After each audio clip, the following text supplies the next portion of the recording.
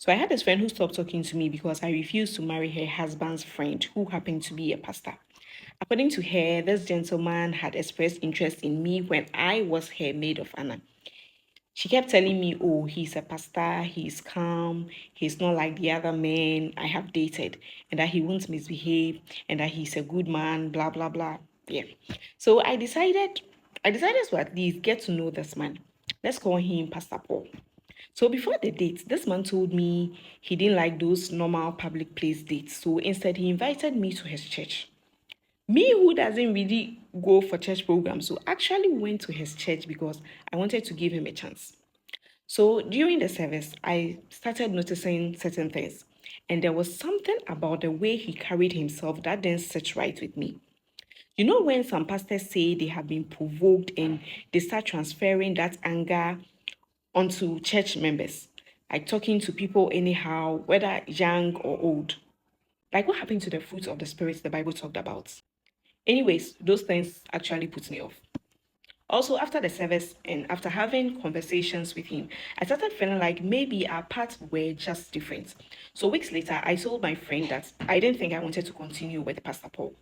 My reasons were not just because he was a pastor or because I didn't like him. It was I was seeing things I knew I personally could not live with. For example, Pastor Paul expected me to become a full-time housewife because he was into ministry full-time.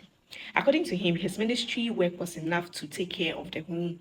And then when I mentioned wanting to pursue my master's degree, he said something that really shocked me.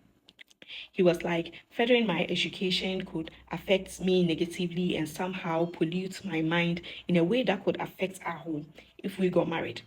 And that conversation made me realize that we were not looking at marriage from the same perspective. I started feeling like this was someone who could become very manipulative. So I made a decision not to see him anymore. But my friend did not understand. Like for months, she kept pushing me, she kept trying to convince me as if there was something at stake, like a prize waiting for me or her if I agreed to marry Pastor Paul. But I had already made up my mind. And when she realized she couldn't change my decision, she suddenly stopped talking to me. Like no explanation, no conversation. She stopped responding and even like she stopped responding to my messages and even blocked me everywhere. But come on, life goes on. Then a year and a half later, I met her at a mutual friend's wedding. Interestingly, she was not wearing her ring, but I assumed maybe she had just forgotten it at home. I honestly thought she wouldn't even talk to me because she was the one who had ghosted me. But surprisingly, she walked up to me like nothing had happened.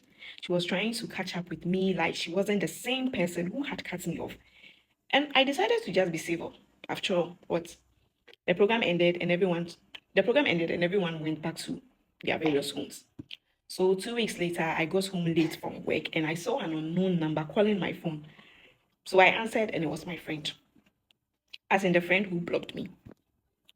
She told me she had changed her number and wanted me to have it so that if I ever needed to reach her, I could call that number. To me, I simply said, okay. Then she dropped a bombshell. Then she was like, oh, my husband and I are divorced too, and I have even stopped going to church.